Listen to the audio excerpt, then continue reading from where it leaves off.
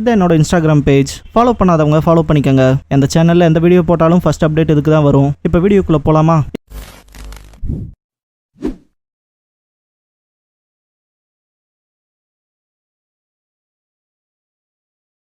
Hello guys, நீங்கள் பார்க்குறது Tamil anime and நான் தான் உங்கள் சென்பாய். இந்த வீடியோவில் நருட்டோ எபிசோட் 37 தான் நம்ம பார்க்க போகிறோம். இந்த எபிசோடோட ஸ்டார்டிங்லேயே பார்த்தீங்கன்னா அந்த டவர்க்குள்ளே ஓப்பன் பண்ணி அவங்களுக்கான ரூம்குள்ளே போயிருப்பாங்க இல்லையா, ஹெவன் அண்ட் எர்த்தை பற்றின ஒரு பேசேஜ் இருக்கும். அதெல்லாம் சக்குரா ரீட் பண்ணுவா. இந்த இடத்துல அதில் சில விஷயங்கள் வந்து மிஸ் ஆயிருக்கும். அந்த கண்டென்ட்ஸ் ஒரு வேளை இந்த ஸ்க்ரால்குள்ளே இருக்கலாமா இருக்கும். அதனால இதை ஒரே டைமில் ஓப்பன் பண்ணி பார்க்கலாம் அப்படின்னு சொல்லிட்டு ஓப்பன் பண்ணுறதுக்கு போவாங்க. இந்த இடத்துல நருட்டோ ரொம்பவுமே பயப்படுவான். இதுக்கப்புறமா ரெண்டு பேருமே ஓப்பன் பண்ணுவாங்க. இந்த இடத்துல பார்த்தீங்கன்னா நார்மல் ரைட்டிங்ஸ் இருக்கும். பார்த்தீங்கன்னா அந்த ஸ்க்ராலோட சென்டர் பார்ட்டை பொறுத்த வரைக்கும் பார்த்தீங்கன்னா அப்படியே வீங்க ஆரம்பிக்கும் சக்குராவோட ஸ்க்ரால்ல. இதை நோட் பண்ற சாஸ்கே வந்துட்டு இது சமனிங் ஜுட்சு, சீக்கிரமா அந்த ஸ்க்ராலை தூக்கி வீசுங்க அப்படின்னு சொல்லுவான். இந்த சமனிங் ஜுட்சு அப்படிங்கிறது பாத்தீங்கன்னா ஒரு பொருளை வந்து இந்த இடத்துக்கு நம்ம சமன் பண்ணுவோம் இல்லையா, வர வைப்போம் இல்லையா, ஸோ அதுதான். இதுக்கப்புறமா என்னாச்சுங்கிறத நம்ம பாக்குறதுக்கு முன்னாடி இந்த ஹெவன் ஸ்க்ரால்ல என்ன மாதிரியான விஷயங்கள் இருக்குன்னா கன்விக்ஷனை பத்தின கோட்ஸ், அப்புறம் என்கரேஜ்மெண்ட், ஆம்பிஷன், அப்புறம் ஷினோபி அண்ட் அவங்களோட ப்ரைடை பத்திலாம் இருக்கும். அதே டைம் பாத்தீங்கன்னா எர்த் ஸ்க்ரால்ல வந்து ரிவர்ஸ் சமனிங் ஜுட்சு இருக்கும். இந்த இடத்துல பாத்தீங்கன்னா சமனிங் ஆனது யாருன்னா யிருகா சென்சே. இந்த இடத்துல உண்மையாமே சொல்ல போனா அந்த ரிவர்ஸ் சமனிங்ல அவங்களோட தனிப்பட்ட டீச்சர்ஸ் வந்து வந்திருக்கணும். அப்படிங்கும் போது இந்த இடத்துல ககாஷி தான் வந்திருக்கணும். ஆனா யிருகா சென்சே வந்ததுக்கு காரணம் என்னன்னா நருட்டோவை பாக்குறதுக்காக அண்ட் இவன் இந்த சுனின் எக்ஸாமோட செகண்ட் ஸ்டேஜை பாஸ் பண்ணிட்டாங்கிற விஷயத்த நான் சொல்லணும் அப்படிங்கிற விஷயத்த வந்து ககாஷி கிட்ட கேட்டிருப்பாரு. அதனால யிருகா வந்ததுக்கு அப்புறமா உங்களை எல்லாம் பார்த்து ரொம்ப நாள் ஆச்சு அப்படின்னு சொல்லுவாரு. இந்த இடத்துலயே பாத்தீங்கன்னா இந்த எபிசோடோட டைட்டில் போடுறாங்க, சர்வைவிங் த கட், த ரூக்கி நயன் டுகெதர் அகைன். இந்த இடத்துல பாத்தீங்கன்னா யிருகா சென்சேவை பார்த்த 3 பேருமே ரொம்பவுமே ஷாக் ஆயிருப்பாங்க. நீங்க இங்க என்ன பண்றீங்க எங்க மாதிரி தான் எல்லாத்துக்குள்ளயுமே கேள்வி இருக்கும். இந்த இடத்துல யிருகா வந்துட்டு நான் தான் உங்களுக்கான மெசஞ்சர், இங்க ஒரு முக்கியமான விஷயத்த சொல்றதுக்கு வந்தேன் அப்படின்னு சொல்லிட்டு அவரோட கிளாக் எடுத்து பார்த்துட்டு கரெக்டான டைம்குள்ள தான் முடிச்சிருக்கீங்க, நீங்க எல்லாரும் சுனின் எக்ஸாமோட செகண்ட் ஸ்டேஜை பாஸ் பண்ணிட்டீங்க அப்படின்னு சொல்லுவாரு. இதை செலிப்ரேட் பண்ற விதமா நான் உங்களை எல்லாத்துக்கும் இச்சிராக்கு ராமன் வாங்கி தரேன் அப்படின்னு சொல்லுவாரு. இதை கேட்கற நருட்டோ ரொம்பவுமே ஹாப்பி ஆயிருவான். எனக்கு ராமன் வேணும் வேணும், இது 2 நாள் அது இதுன்னு எதுவுமே சாப்பிடாம இருந்த ராமன் தான் முக்கியம் அப்படின்ட்டு ஆடிட்டு இருப்பான். இந்த இடத்துல சக்குரா அண்ட் சாஸ்கே 2 பேருமே உட்காந்துருவாங்க. அவங்க பாக்குறதுக்கு லிட்டரலாவே டயர்டா தான் இருப்பாங்க. ஆனா நருட்டோவை பொறுத்த வரைக்கும் அவன் இன்னுமே எனர்ஜெட்டிக்கா இருப்பான். இதை பார்க்க சாஸ்கே இன்னும் உங்கள்கிட்ட எனர்ஜி இருக்காடா அப்படின்னு நினைப்பான். இந்த இடத்துல இருக்கா சொல்ற விஷயம் என்னன்னா இன்னுமே ஹைப்பர் ஆக்டிவா தான் இருக்கான் அப்படின்பாரு. இந்த இடத்த பொறுத்த வரைக்கும் பாத்தீங்கன்னா இப்ப சமன் ஆகுது யாரு, அவங்களோட சொந்த டீச்சர்ஸ் தான் சமன் ஆகுறாங்க ரிவர்ஸ் சமனிங்ல. அப்படி இருக்கும்போது இந்த ஃபாரஸ்டோட இடையில வந்து சமனிங் பண்ணியிருந்தா என்ன ஆகும் அப்படிங்கிற கேள்வி எல்லாத்துக்குமே இருக்கு இல்லையா. ஏன்னா அவங்க சென்சே தான் வராங்க. அப்படி இருக்கும்போது அவங்க ஸ்டூடெண்ட்ஸ் அவங்களே எப்படி ப்ரூட்டலா அட்டாக் பண்ண முடியும். ஸோ அதுக்காக தான் பாத்தீங்கன்னா சாஸ்கே வந்துட்டு நாங்க மிடில் ஆஃப் த ஃபாரஸ்ட்ல இந்த ஸ்க்ராலை ஓப்பன் பண்ணியிருந்தா நீங்க என்ன பண்ணியிருப்பீங்க அப்படின்னு சொல்லி கேட்பான். வழக்கம் போலவே ஷார்ப்பா தான் இருக்கு அப்படின்னு சொல்லிட்டு இருக்க இந்த இடத்துல தான் ஒரு விஷயத்த சொல்லுவாரு. என்னன்னா இப்போ ஒரு ஷினோபி கிட்ட ஒரு மிஷன் கொடுத்து தாட்டுறோம்னு வச்சுக்கோங்க, அந்த ஸ்க்ராலை திருடிட்டு வர சொல்லி. இதுக்கு இடையில அந்த ஷினோபியை அந்த ஸ்க்ராலை ஓப்பன் பண்ணி அதுக்குள்ள என்ன இருக்குங்கிற இன்ஃபர்மேஷன் தெரிஞ்சுக்கணும்னு நினைச்சா அது தப்பு தானே. அந்த ஒரு விஷயத்தை வந்து பழக்கப்படுத்துறதுக்காக தான் இந்த சுனின் எக்ஸாம்ல இப்படி ஒரு ஸ்க்ரால் ஐடியாவே இருக்கு. இந்த ஸ்க்ராலை ஓபன் பண்ணா இவங்க டீச்சர்ஸ் வராங்க இல்லையா, அவங்க பாத்தீங்கன்னா அந்த டெஸ்ட் டேக்கர்ஸை வந்து நாக் டவுன் பண்ணிடுவாங்க. இந்த எக்ஸாம் முடியிற வரைக்குமே பாத்தீங்கன்னா அவங்களால எந்திரிக்க முடியாது. அந்த விஷயத்தெல்லாம் பாத்தீங்கன்னா எப்படி எக்ஸ்பிளைன் பண்ணுவாங்கன்னா இந்த கோனஹா வில்லேஜோட டீம்ல வந்து இன்னொரு ஸ்குவாட் இருக்குங்களா, அந்த 2 பேர் சேர்ந்து ஓபன் பண்ணி பார்ப்பானுங்களே, ஸோ அந்த விஷயத்தை காட்டுவாங்க. இந்த இடத்துல சாஸ்கே வந்துட்டு கேட்டேன் நருட்டோ,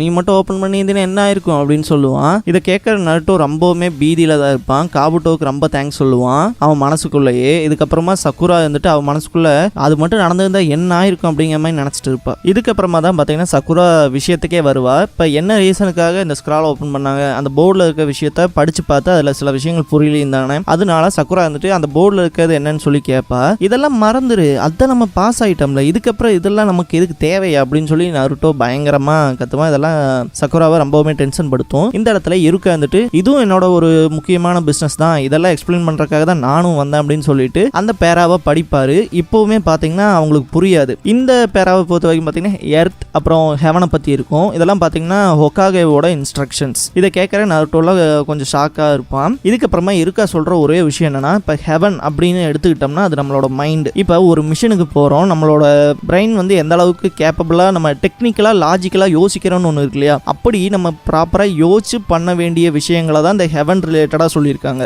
இப்போ ஒரு ஷினோபி இருக்கான், அவனோட மைண்ட் பார்த்தீங்கன்னா ரொம்பவுமே வீக்னஸாக இருக்குன்னு வைங்களேன், டாக்டிக்கலாக அவனால யோசிக்க முடியலன்னா அதை பில்ட் பண்ண ஆரம்பிக்கணும் அப்படிங்கிற மாதிரியான விஷயங்கள்லாம் பார்த்தீங்கன்னா நருட்டோவை எக்ஸாம்பிள் வச்சு சொல்லிட்டு இருப்பாரு. இந்த இடத்துல பார்த்தீங்கன்னா சக்குரா சிரிச்சுட்டு இருப்பா. இதுக்கப்புறமா இருக்கா சக்குராவை பார்த்து இப்போ எர்த் அப்படின்னு வச்சுக்கிட்டோம்னா அது நம்மளோட பிசிக்கல் ஸ்ட்ரென்த். இப்போ ஒரு இடத்துல நம்ம மாட்டிட்டு இருக்கோம்னு வைங்களேன், ஒரு பிரச்சனை, நம்மளோட பிசிக்கல் ஸ்ட்ரென்த்தை யூஸ் பண்ணி தான் அங்கே தப்பிக்க முடியும்னா நம்ம கிட்ட அந்த பிசிக்கல் ஸ்ட்ரென்த்தே இல்லைன்னா என்ன பண்ண முடியும்? ஸோ அதுக்கான ட்ரைனிங் அண்ட் எபிலிட்டிஸை நம்ம தானே வளர்த்திக்கணும். அந்த விஷயத்தை பார்த்தீங்கன்னா சக்குராவுக்கு சொல்லுவார். இதுக்கப்புறமா இருக்கா சொல்ற ஒரே விஷயம் என்னன்னா, ஒரு ஷினோபியா இருக்கவனுக்கு அவனோட மைண்ட் அப்புறம் அவனோட பிசிக்கல் ஸ்ட்ரென்த் எப்ப ஒரே அளவுக்கு சிங்க் ஆகி அவன் வந்து எல்லா இதுலயுமே சமமா இருக்கானோ அந்த இடத்துல அவனுக்கு எப்பேற்பட்ட டிஃபிகல்ட்டான மிஷினா இருந்தாலும் அவனுக்கு அதை தொடச்சு தூரமா தூக்கி போடுற ஈஸியான மிஷினா தான் இருக்கும் அப்படின்னு சொல்லுவார். இதுக்கப்புறமா சக்குரா வந்துட்டு அந்த இடையில சின்ன சின்ன கேப்ஸ் வந்து ஃபில் பண்ணாம இருக்குன்னு சொல்லி தான் ஓப்பன் பண்ணாங்க. ஸோ அந்த கேப்ஸ் எல்லாம் என்ன அப்படின்னு சொல்லி கேட்பா. அதுக்கு இருக்கா சொல்ற விஷயம் என்னன்னா, அது என்னன்னா இப்போ இந்த ஸ்க்ரால்ல இருக்கு தெரியுதுங்களா, அதுல இருக்க மாதிரி சிம்பிள் இதுலயும் இருக்கா, இந்த சிம்பிளை பொறுத்த வரைக்கும் பாத்தீங்கன்னா சுனின், அதாவது லிட்டரலாவே உங்களை தான் அது மீன் பண்ணுது. இப்போ கெனின்னு எடுத்துக்கிட்டீங்கன்னா அவங்க வந்து ஒரு நார்மலான நிஞ்சா, ஒரு ஃபுல் ஃபிளட்ஜ்டு நிஞ்சானாலும் ஒரு ஆவரேஜா ஒரு மேல இருக்கவங்க சொல்ல வேண்டிய விஷயங்களை கேட்டு நடந்துக்க கூடிய இடத்துல இருப்பாங்க. இதே பாத்தீங்கன்னா சுனின் அப்படின்னு எடுத்துக்கிட்டோம்னா அவங்க வந்து ஒரு லீடர்ஷிப்ல இருக்கணும். அவங்க பாத்தீங்கன்னா இன்ஸ்ட்ரக்ஷன்ஸ் கொடுத்து அவங்களுக்கு கீழே இருக்கவங்கள வேலை வாங்கணும். அப்படிப்பட்ட அந்த சுனினா இருக்கவங்க பாத்தீங்கன்னா அவங்களோட லீடர்ஷிப்ல தெளிவா இருக்கணும் இல்லையா. ஸோ அதை மீன் பண்றதுக்காக தான் இதெல்லாம் அப்படின்னு இருக்கா எக்ஸ்பிளைன் பண்ணுவார். இதுக்கப்புறமா இருக்கா வந்துட்டு நான் எப்படியோ வந்ததுல எல்லா விஷயங்களையும் உங்களுக்கு ப்ராப்பராகவே எக்ஸ்பிளைன் பண்ணிட்டேன், என்னோட டாஸ்க் மெசேஞ்சரா இந்த இடத்துல முடியுது அப்படின்னு சொல்லுவாரு. இந்த இடத்துல நருட்டோலாம் பாத்தீங்கன்னா ஓகே அப்படின்னு சொல்லிட்டு சல்யூட் பண்ணுவான். இந்த இடத்துல பாத்தீங்கன்னா இருக்காவோட ஃபேஸே பாத்தீங்கன்னா கொஞ்சம் டல்லா தான் இருக்கும். என்ன ரீசன்னா, இந்த அடுத்த வரக்கூடிய தேர்ட் ஸ்டேஜுக்காக உன்னை ரொம்பவுமே புஷ் பண்ணிக்காத, குறிப்பா நருட்டோ இதை நான் உனக்கு தான் சொல்றேன் அப்படின்பாரு. இந்த நருட்டோ சீரிஸை பொறுத்த வரைக்கும் பாத்தீங்கன்னா இருக்காவோட கன்சர்ன் தான் நருட்டோ மேல ரொம்பவுமே ஜாஸ்தியா இருக்கும். நருட்டோ உண்மையாலுமே ஒரு இடத்துக்கு மேல பாத்தீங்கன்னா அவன் இந்த வில்லேஜையே வெறுத்து ஒதுக்குற மாதிரியான விஷயங்கள் தான் நடந்திருக்கும். அது எல்லாத்தையுமே தாண்டி நருட்டோவை நிலையா வச்சுக்கிட்டதுக்கு ஒரு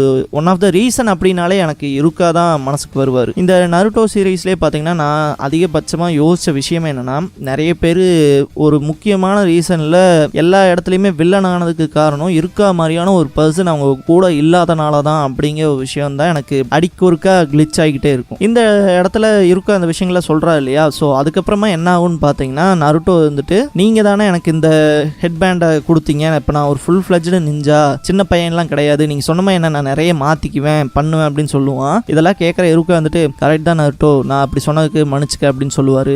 இந்த இடத்துல பார்த்தீங்கன்னா இருக்கா பேசிக்காக ஒரு சின்ன ஃப்ளாஷ்பேக் வந்து ரிமெம்பர் பண்ணி பார்ப்பாரு. அது என்னன்னா, ஆங்கோ கிட்ட வந்து நான் தான் இந்த டீமுக்காக போய் நிற்பேன் அப்படின்னு சொல்லி இந்த இடத்துல ஆங்கோ வந்துட்டு இது கக்காஷியோட டீம் ஆச்சு அப்படின்னு சொல்லுவாங்க. அந்த இடத்துலயே இன்னொரு ஃப்ளாஷ்பேக் வரும். பார்த்தீங்கன்னா கக்காஷி வந்துட்டு நீ கொஞ்சம் விலையேறு, இப்போ அவங்க 3 பேருமே என்னோட டீமை சேர்ந்தவங்க அப்படின்னு சொல்லியிருப்பாரு. இதுக்கப்புறமா நருட்டோவை பார்த்துட்டு உண்மையாமே இந்த பசங்களோட ட்ரூ ஸ்ட்ரென்த் அப்புறம் அவங்கள பற்றி ரொம்பவுமே கரெக்டாக அண்டர்ஸ்டாண்ட் பண்ணி வச்சிருக்கிறது நீங்கள் தான் கக்காஷி அப்படின்னு மனசில் நினைப்பாரு. இதுக்கப்புறமா ஆங்கோவை காட்டுவாங்க. அவள் இன்னுமே அவளோட மார்க்கை தான் பிடிச்சிட்டு இருப்பா. இந்த இடத்துல உனக்கு இன்னுமே வலிக்குதான்னு ஹொக்காகே கேட்பாரு. இல்லை இப்போ கொஞ்சம் கம்மியாக இருக்குது அப்படின்னு சொல்லுவா. இதுக்கப்புறம் பார்த்தீங்கன்னா ஆங்கோவுக்கு பின்னாடி இருக்க 2 ப்ராக்டர்ஸ் பேச ஆரம்பிப்பாங்க. இவர் வந்து ஒன் ஆஃப் த லெஜெண்டரி சனின் அப்படின்லாம் சொல்லுவாங்க. கிட்டத்தட்ட 3 பேர் இருப்பாங்க. அதில் ஒன் ஆஃப் த அப்படிங்கிற ஒரு விஷயத்த நல்லா மைண்டில் வச்சுக்கோங்க. அந்த 3 பேர்த்துல ஒருத்தர் தான் அந்த ஒரோச்சிமாருங்கிற ஆள். இந்த ஆள் தான் ஆல்ரெடி செத்துட்டதா நியூஸ் வந்துச்சு, அப்புறம் எப்படி உயிரோட இருப்பான்லாம் அந்த ப்ராக்டர்ஸ் பேசிட்டு இருப்பாங்க. இதுக்கு இடையில பார்த்தீங்கன்னா அவன் எதுக்காக இந்த லீஃப் வில்லேஜுக்கு வந்திருக்கணும் அப்படின்லாம் கேள்விகள் போயிட்டு இருக்கும். இந்த இடத்துல பார்த்தீங்கன்னா ஹாங்கோவுக்கு ஒரு சின்ன ஃபிளாஷ்பேக் ஞாபகத்துக்கு வரும். அவன் அந்த உச்சியா கிளானை சேர்ந்த ஒரு பையனுக்காக தானே வந்திருப்பான்.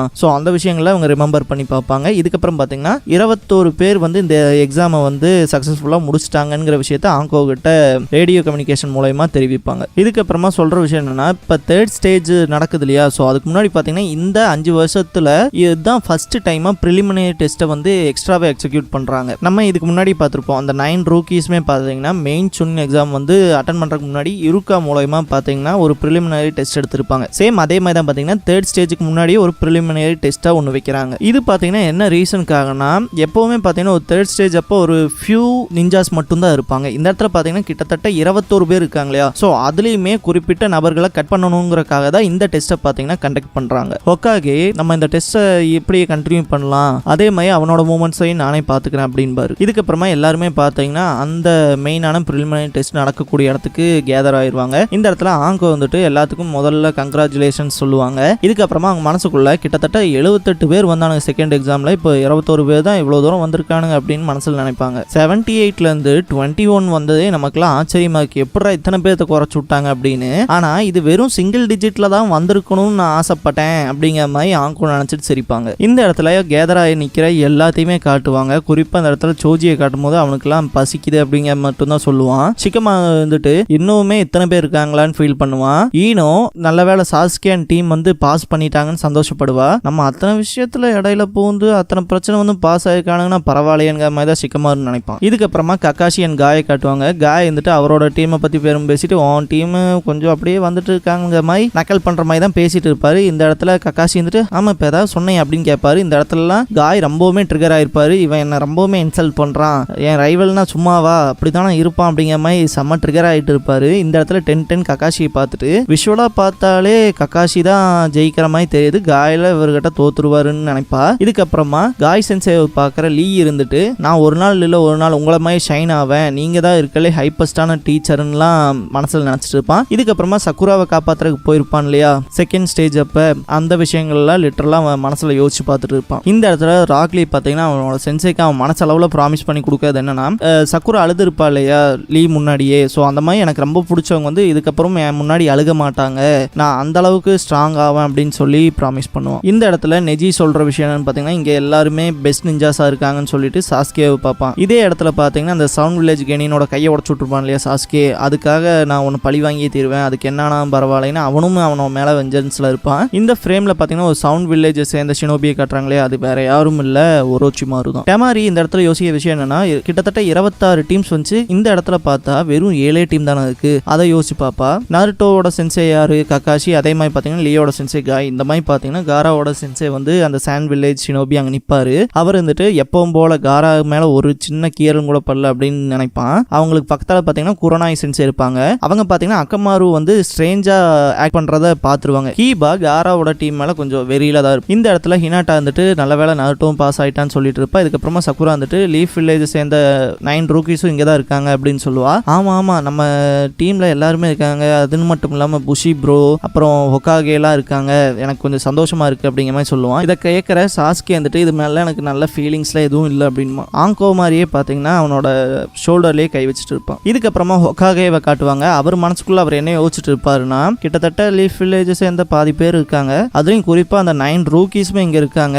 இப்பதான் புரியுது ஏன் அவங்க ரொம்ப சண்டை போட்டு இவங்களை கண்டிப்பா அந்த சுன்னி எக்ஸாம்ல கலந்துக்க வச்சே ஆகணும் அப்படின்னு சொன்னாங்கத இந்த இடத்துல வந்து ஹொகாகே ரியலைஸ் பண்ணுவார். இதுக்கப்புறமா எப்பவும் போல ஆங்கோ திமுரா பயங்கரமா ஷவுட் பண்ணுவாங்க. இதுக்கப்புறமா ஹொகாகே தான் இந்த 3rd ரவுண்டை பத்தி எக்ஸ்பிளைன் பண்ண போறாரு, அதனால ஒழுக்கமா கேட்டுக்கங்கடா அப்படின்னு சத்தம் போடுவாங்க. இதுக்கப்புறமா பாத்தீங்கன்னா ஹொகாகே பேச வருவாரு. அவர் பாத்தீங்கன்னா இந்த 3rd டெஸ்ட்னு சொல்லுவாங்க. நான் இதுக்கு முன்னாடி பாத்தீங்கன்னா ப்ரிலிமினரி டெஸ்ட் அப்படின்னு சொன்னேன் இல்லையா, ஸோ இந்த ப்ரிலிமினரி டெஸ்ட் தான் 3rd ஸ்டேஜா இருக்க போகுது அண்ட் இதுக்கப்புறமா ஃபைனல் எக்ஸாம் வரப்போகுது. இந்த இடத்துல பாத்தீங்கன்னா ஹொகாகே நிறைய விஷயங்களை சொல்லுவாரு, எதுக்காக இந்த எக்ஸாம்ஸ் நடக்குது அப்படிங்கிறத. இதை லிட்டரலாவே நம்ம இதுக்கு முன்னாடி காபுட்டோ எக்ஸ்பிளைன் பண்ணியிருப்போம் பாத்தீங்களா. ஸோ ஒரு அலைடு ஃப்ரெண்ட்ஷிப்காக அதுன்னு மட்டும் இல்லாம அவங்களோட செல்ஃப் பவரை வந்து இன்க்ரீஸ் பண்ணிக்கிறக்கான சொல்லியிருப்பான் இல்லையா. ஸோ அதே விஷயங்களா தான் இந்த இடத்துல ஹொகாகே வந்து எக்ஸ்பிளைன் பண்ணுவாரு. இதுன்னு மட்டும் இல்லாம அந்த நிறைய டார்க் சீக்ரெட்ஸை பாத்தீங்கன்னா காபுட்டோ சொல்லி அந்த மாதிரியான விஷயங்கள்லாம் பாத்தீங்கன்னா இந்த இடத்துல ஹொகாகே சொல்ல மாட்டாருன்னு தான் நினைப்போம். ஆனா இந்த இடத்துல அவர் டீப் அண்ட் கிளியராகவே எக்ஸ்பிளைன் பண்ணியிருப்பாரு. இது ஒரு கண்ட்ரியோட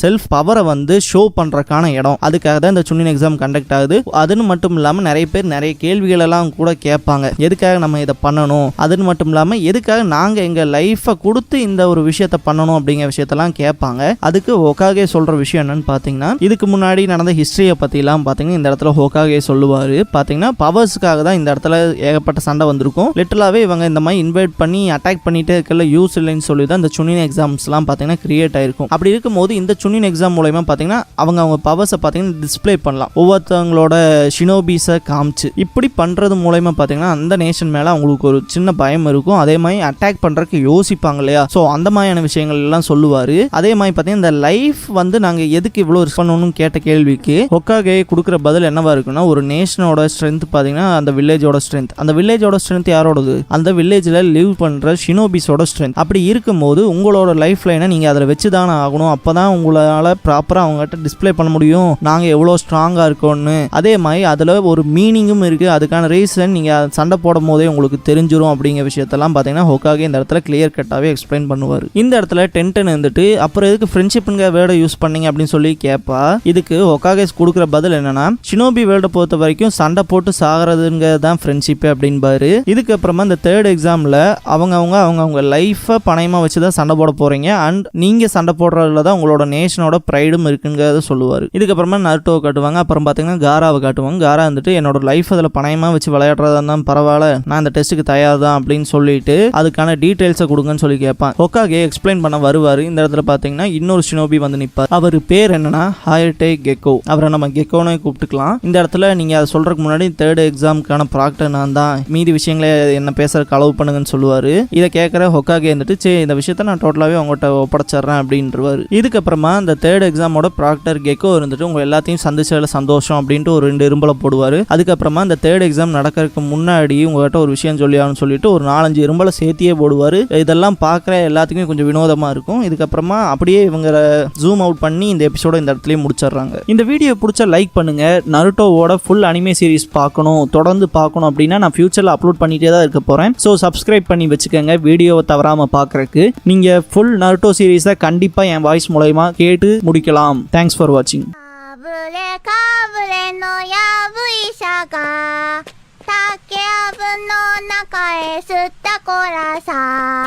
やぶからぼんに吸ったこらさ、破れたラブレタ持って吸ったこらさ、破れかぶれのやぶいさが